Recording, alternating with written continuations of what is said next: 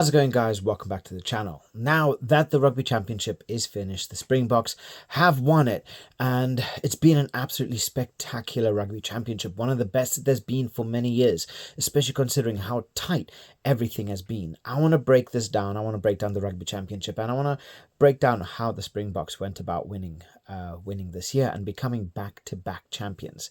So please like, subscribe. I'd really love to hear what your thoughts are in relation to this, and let's get into it.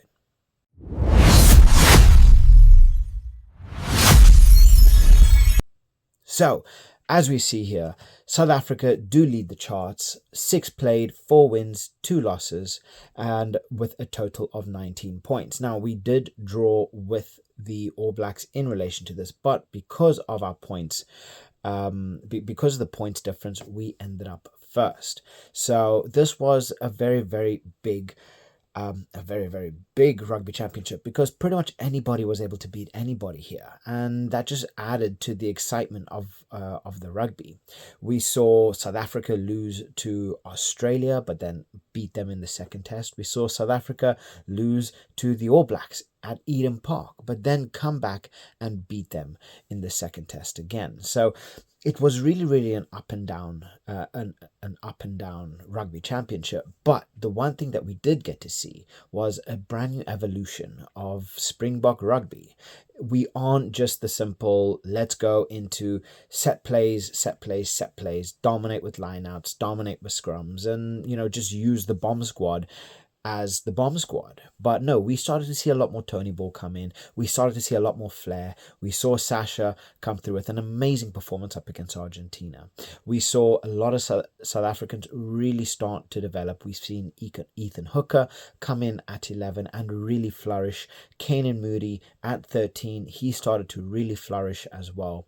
But not only that, we also came to realize just how important Jasper Wiese is to us in our back row. From the moment he was eligible to play, we were very dominant, and it really did show. But this Rugby Championship had a little bit of everything. It had New Zealand really struggling at their number 9, where they had they were down to the bare minimum. They were down to the 4th, 5th choice, right? They had Noah Hotham end up coming back, got injured immediately, until finally Cam Roygaard came back and Cortez Ratima ended up coming back in full form. And Cam Roygaard really changed things up for the All Blacks and really set them just that little bit more comfortable. So we saw so much back and forth, but not only that, we've seen the quality of the big teams. South Africa, New Zealand, we all know that they are quality, and they are number 1 and number 2 in the world respectively. But what we did get to see is the growth of Australia, the strength of Argentina, and just how strong Southern Hemisphere rugby is. We've seen Australia put an absolute show on the All Blacks, on Argentina, on South Africa. They really showed why that they are not to be messed with. And albeit they did lose, up against the All Blacks, it doesn't take away from the performance that they put in, from the performance that a lot of the players put in, like Wilson or Fraser McWright or Max Jorgensen, Corey Toole. They had so many elite level players. Suali'i really changed up quite a few games, and for the better. So this is still a growing team. This is still a very young squad that is still blending and molding together. Now, they're only going to get another year worth of Schmidt, but what Schmidt has brought to this team is a lot more consistency, a lot more flair, and a lot more being unpredictable. Right, and they really work out those wings very well, and that kick and chase game is very difficult to stop.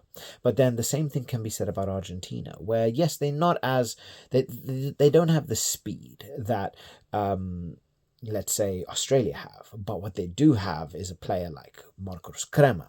They have players like Pablo Matera. They have players like Santi Carreras, who is able to manipulate a game however he chooses.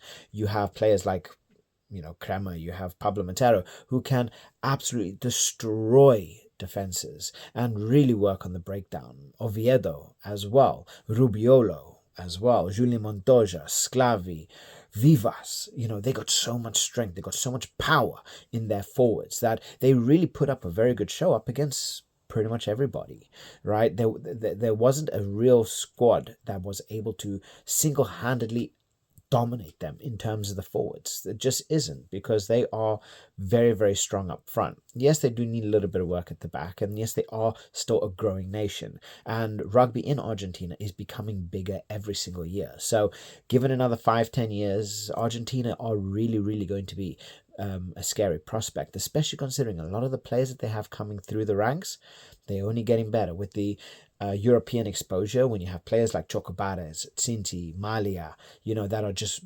blossoming in Europe, it's really, really evident on kind of the route that they are looking to go, and also the end result of them playing in Europe. And you're starting to see just how much Argentina are becoming stronger, faster.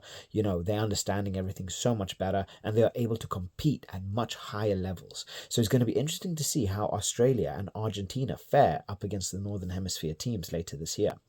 But otherwise, this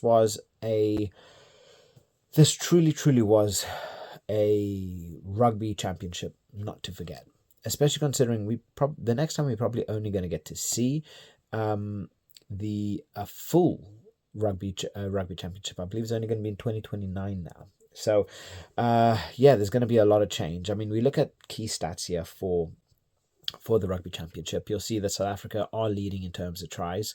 Australia are leading in terms of tackles. South Africa again for kicks and points. So Australia and New Zealand are kind of littered here and there. It's kind of understandable that Australia are so dominant when it comes down to the tackles, because yes, they have been put on the back foot, but when you have players like Wilson, when you have players like Rob Valentini, Will Skelton, Fraser McWright was averaging probably around like 18-19 tackles per game, right? Just himself. So he was an absolute monster, an absolute monster. And then we take a look in terms of South Africa and the stats between the squads. I mean, we take a look at New Zealand, where we dominated in terms of tries in comparison through the season. We dominated in terms of kicks, points, conversions, carries, meters. We made a far superior amount of meters comparing to the All Blacks, almost doubling it. In terms of clean breaks, we are literally doubling their points across that. Again, same thing with offloads. Slightly more when it comes down to defenders beaten. But the one thing that they did have on us is defense. In terms of the Springboks, we were very much attacking. In terms of defense, sometimes we were very lackluster. We would allow unnecessary breaks. We would just have unnecessary missed tackles as well. We would be doubling up on a player when they shouldn't be doubling up and leaving space open. But hey, it is what it is. The All Blacks really dominated in terms of there. And we were slightly more disciplined with 3 yellow cards comparing to their 5, and 46 penalties comparing to their 49. But now we change this and we go to someone like, for instance, Australia, where again we are dominating in terms of this. You can see all of the forward stats, all of the aggressive forward-looking stats. We are dominating across the board, but it always comes down to the same thing when it comes down to defense, right? So in terms of defense, they have over 200 tackles more than us. With over 200 more tackles, they only missed around, I think it's 21 tackles less than us. So not only did we have more tackles in 200 less tackles, missed. So they missed 21 less than what we did with over 200 more tackles. Oh, that's confusing.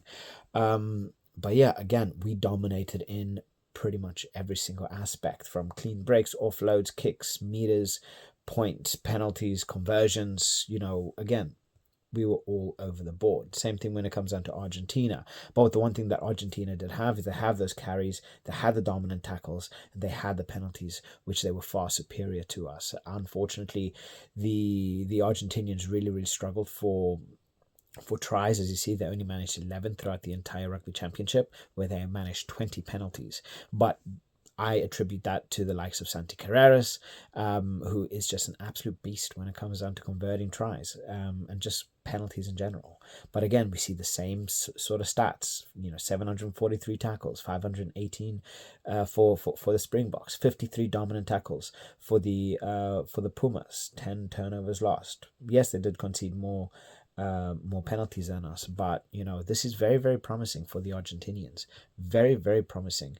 And then, yeah, I mean, we couldn't ask for much more in terms of players, in terms of excitement. We had everything in this Rugby Championship, and again, it shows just how how crazy this is. I mean, in terms of stats, Sueli'i managed 4, and then it's Cheslin, Sasha, Taukeaho, Marks. In terms of tackles, you had Marcus Kremer and then Fraser McWright. Understandable, no.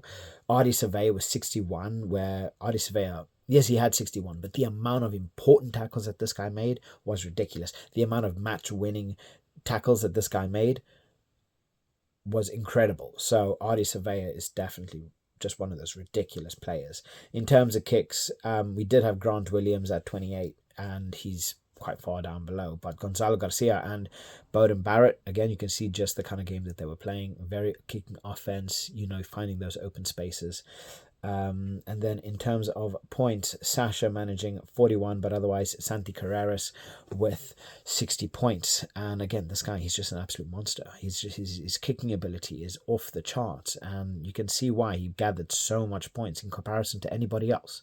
Whenever there was a penalty, he was getting that. He's one of the most consistent kickers in world rugby, and definitely a scary monster.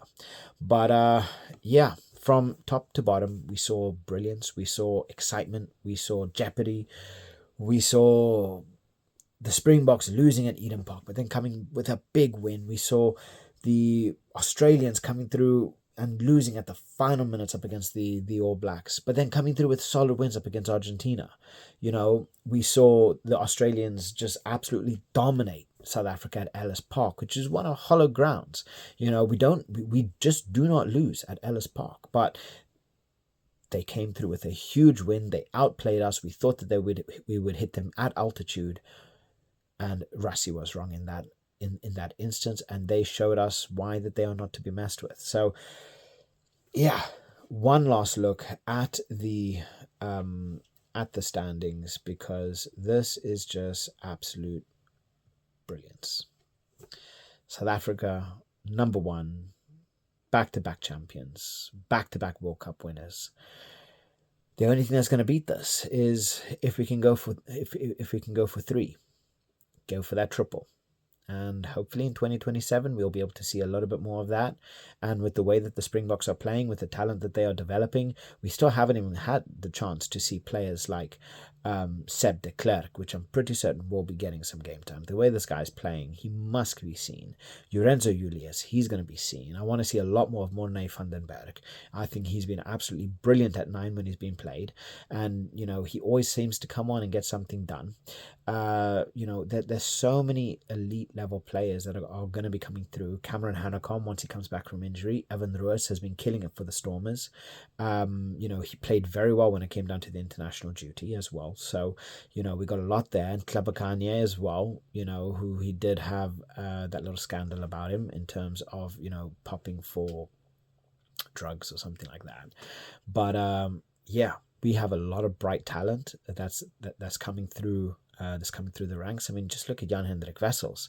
Jan-Hendrik Wessels, he is just developing, and he's an absolute monster. So cannot wait to see more of him. It's going to be a very interesting end to the year. It's been an amazing Rugby Championship, and I'd love to hear what your thoughts are in relation to this. So please like, subscribe, and I'll catch you guys later.